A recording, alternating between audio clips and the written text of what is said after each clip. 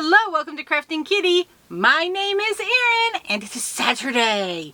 So it is time for my weekly roundup. Yay!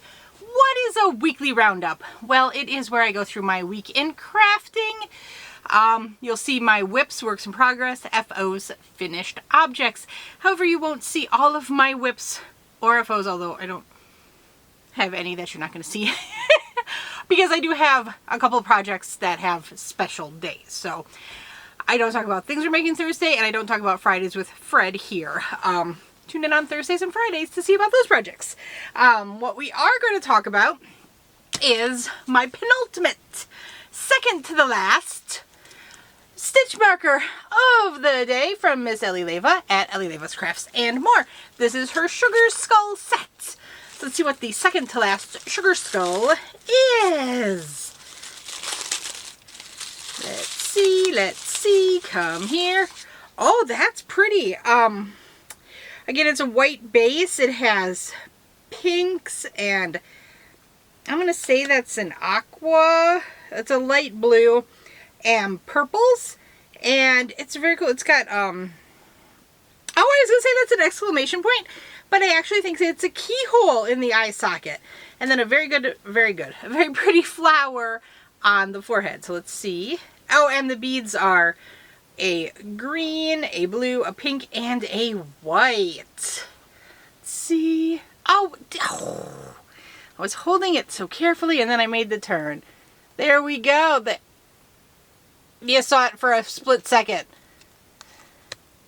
Stitch marker of the day from Miss Ellie Leva. That's a pretty one. So next time I show one, it will be my last Sugar Skull. Oh no, you're caught. You're twisted. Let's put you with this set. Okay.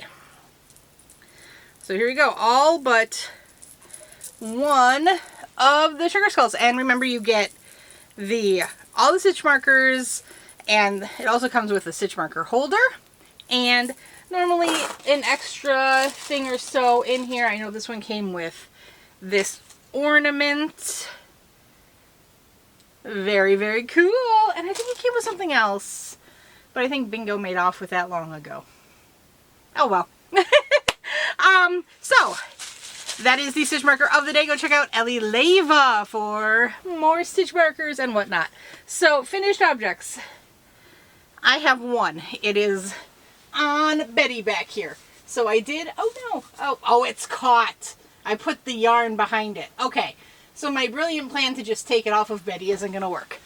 I finished the V-Stitch cowl from Jada and Stitches. So each month we do a Krafting Kitty Creator Spotlight, where we select a creator and we celebrate them by making things based on their patterns or tutorials, whatever you want to do.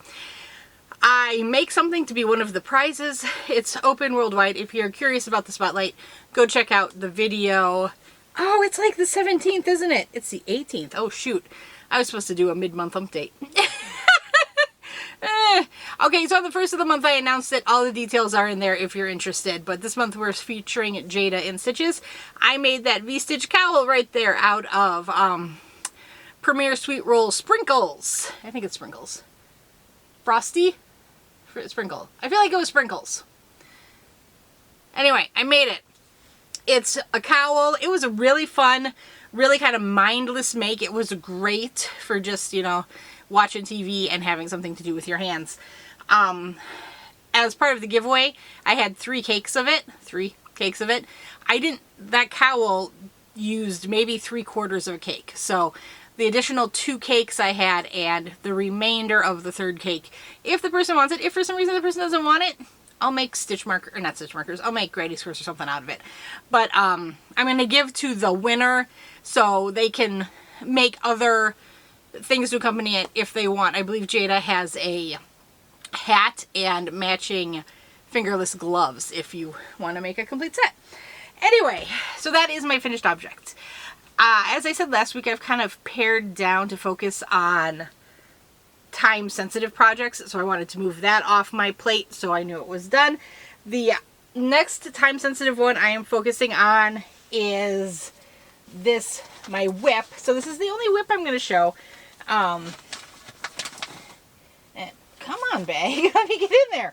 Okay. I've got this blanket I've been making for Boggy Creek. It is basically just a Suzette stitch blanket, and I'm striping my poor ice cream big scoop has seen better days. It's all sort of yarn barfy in the middle. But ice cream, Lime Bread ice cream big scoop in the color Butter Pecan with a gray Bernat yarn, which is the Baby Sport. Now normally a Sport would be a 2-weight, but this one's labeled a 3, and in my opinion it's a very good weight comparison for the ice cream yarn. So I'm striping that up, and then this will be donated to the Camp Boggy Creek initiative. If you want to know more about that, there are a lot more channels who know more about it. I just saw a charity and wanted to join in because it seemed like so many people were having fun with it. Nancy at She's Got Yarn, check out, I think she's mostly the point person. I know Jax, Creation by Jax is involved. Lynette, Charmed Grammy is involved. There's a lot of people involved. If you want more information, I would definitely go check out Nancy for sure. Jax and Charmed Grammy are doing the you pick it, luck of the draw. A Boggy Creek edition right now, so if you want to get in on one of those, they're doing kind of a more simplified, shorter one to help make some blankets as well. But I am making this blanket, so I'm striping that gray with the Butter Pecan using Suzette stitch. This is a blanket that I basically stole. Hey buddy, what's up? Ooh. Oh, hey buddy, what's up? Yeah, that hanger. Bingo was playing archery with it. What's up, bud? I just want to come in and do show the viewers.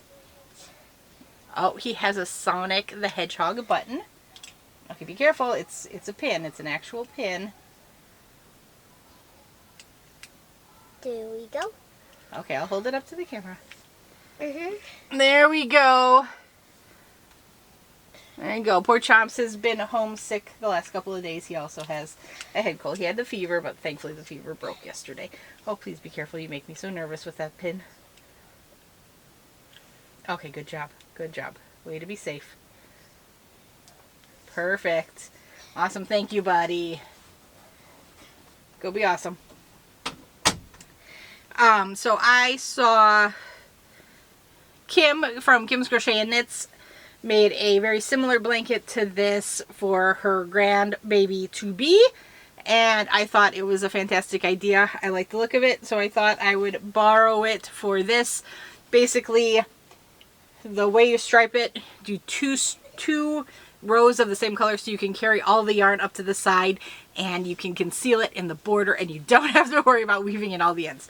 These are gigantic balls. I love the big scoops for blankets because it's just fewer ends to weave in, and thankfully I was able to find a big ball and a coordinating yarn to do the stripies. I think it's turning out pretty cool. I like it. I hope a kiddo finds it and loves it too. So there are my projects. I worked a little bit on the sock, but as you know now, we had some more sickness and colds, so bedtime's been weird, so haven't had a lot of bedtimes to work on the sock much. So it's been mostly that blanket, finishing that, and then working on the Fridays with Fred and the Things We're Making Thursday. Where is my mind going? I don't know.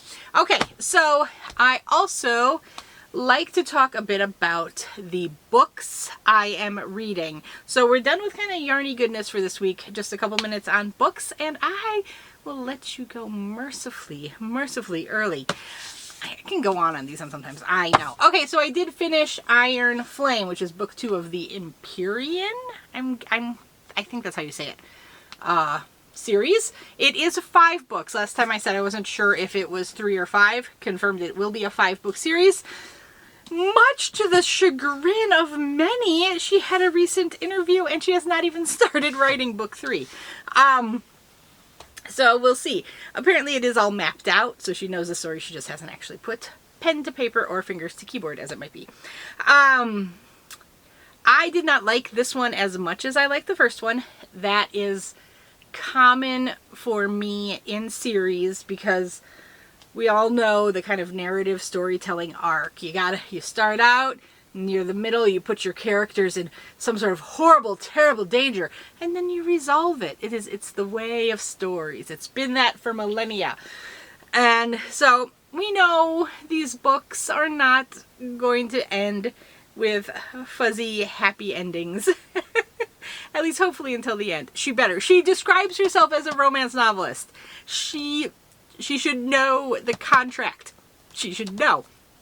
So I was actually reading something about this, and people were getting upset about the kind of fantasy, romancy type books, because something that defines the romance genre is you are guaranteed a happy ending. And sometimes these fantasy ones are not delivering on that. So people are balking at calling the more fantasy books romances, because are they fulfilling that part of the bargain? I don't know, something to think about, something to chew on. I don't read a lot of pure romance books. It's normally an incidental. I love fantasy. I like Outlander. I've read, Game of Thrones. I like all types of literature. I'm not super big into nonfiction. Brian loves reading nonfiction. I like to escape. And if that's escaping to Regency England through Jane Austen, or to dragons and a little bit of romance, that's fine with me. I like it all. I guess I read a little bit of horror. There aren't really a lot of genres I totally avoid. Like I said, not pure romance I don't tend to read. I read a bit of Stephen King, but that was like when I was in high school. I haven't read Stephen King in a long time. Although I did buy Fairy Tale. I haven't read it yet though. It was at Costco. I couldn't resist that Costco book table. It gets me every time. Yeah, I really love like fairy tale retellings. I love those. But then, I mean, like, Jane Austen is like my favorite. I adore The Lord of the Rings. I'm a Harry Potter fan. I do like Harry Potter. Basically, magic, elves, you got me. Yeah, but going into that more, I guess, okay, so yeah, I didn't enjoy this as much as the first, but I will keep reading it because I am stubborn like that in my series. Although I have started DNFing books. I didn't in the past, but I've now decided that, hey, it's we have limited time and I'm not wasting it reading books I am not thoroughly enjoying. So like I said, this wasn't as good as the first one, but I did enjoy it. There is trigger warnings. There is a torture scene in there. When last we met, I said I had some left in it, and I was like, there's like 2 spicy bits and a couple of not so spicy bits. There was one very extra spicy bit remaining. It was mere pages away. And I blushed when I read that. I was like, oh, whoa, okay. Yeah, there are a couple of extra spicy bits, but it's not overwhelmingly spice. It is... It's like, it's sprinkled in. So it is, in my opinion, probably easy to fast forward a bit through if that is not your cup of tea and you still want the dragon story. It's up to you. The other thing that I'm happy about starting to read these books is I had, at the beginning of the year, I wanted to make reading a priority again. And I went really good at the beginning, and then I kind of slowed down. And then I listened to the books, so I don't have TikTok. So people talk about book talk. I get book talk through Instagram. So I started getting pushed all of the Fourth Wing hubbub. So I saw it at Costco and I was like, fine, I'm getting it. It's here, I'm getting it. So I read it, and then I was able to pre-order this and get in on the hype. Do I think it was overhyped a little bit? Yeah, probably. But I still thought it was a good read. I thought it was a fun read. I thought it was fine. I know there are some people who just... My dad is like this. If something is popular, he will hate it with every ounce of his being. And it annoys me. It's just let people enjoy the things that they like. If you didn't like Fourth Wing in this, I understand. And if you prefer other types of books, I totally understand. Everyone has their reasons for liking things or not liking things. So, but it like reignited the want to read, and I pushed through a ton of the Wise Man's Fear. So I had been reading the Kingkiller Chronicles, Patrick Rothfuss. I read The Name of the Wind, and I've been working through the Wise Man's Fear. I often read more than one book at a time, so it doesn't bug me to have like these two books going at the same time. I did put this one aside to push through this, but I'll often pick them up, have books at different parts of the house. That's not weird, kind of like crafting projects. I've got little stations throughout the house, and wherever I'm at and I've got some time, that's what I do. What was I talking about? Okay, so I am very appreciative that the Rebecca Yarros books have reignited the love of reading, and I have pushed through a lot more of this book. Also, just this week on the 14th, a new novella came out in this universe, so I am very excited. I had pre-ordered that as well, so I've already got it when I get to it, and I can read it. I love it. Okay, so this is a very sword and sorcery, fantasy kind of world. It is an unfinished trilogy. It's been long unfinished, long promised, and not delivered. If that bugs you, don't read something else. This is also unfinished. This is book 2 of 5, but she wrote the first one. The second book was out less than a year after the first one. I think that's, to me, I keep going back to this book, I'm sorry. To me, my main kind of issue with this book is I thought the pacing was weird. And I did see a couple of other people talk about that. So I'm kind of glad I'm not the only one. I saw one really, really interesting theory was, to her, she felt the pacing was weird. And she thought a long time about it. And she thought it felt episodic. Like, you know, groups of chapters were actually TV episodes. And it was more like a script that has been morphed into a book, which is interesting because it has been picked up by Amazon. So it's been picked up by Amazon. I don't know what the production schedule, if casting has happened, I don't know, but it has been optioned. So we might be getting a TV show in that. And so I very much enjoy this. I've been kind of slow playing this because I like it so much and I don't want to leave the world. But now, with the new novella out, I want to read it. I want to get to the end. I want to get to the new stories. And then I'll be left in the limbo of waiting for the next book like everybody else and enjoy the universe. That doesn't bother me. I would rather wait for a well-written book than have a rushed book. Like I said, this one felt a bit rushed, but I don't think it was that bad. Yeah. I'm going to cut a lot of this out. Okay, so to surmise, I finished Iron Flame. I enjoyed it. I didn't think it was as good as the first. I knew it was going to end on a low note, and it did. The low note was surprising to me. I didn't see it going there, and I feel like knowing it's a 5-book series, it feels so low that I feel like it would have happened later, like maybe at the end of book 3 or 4, not book 2. So I'm curious how that's going to resolve and play out. I have my theories. I don't want to go spoilery in the video, but I've got 2 kind of theories about how the current ending of the book could resolve, and I've got 2 theories on what I think Violet's second signet is. In case people are wondering, if you have read the books and are interested and want to talk, shoot me an email. I would be more than happy to talk about that. But, yeah. So I got 2 and 2 on those.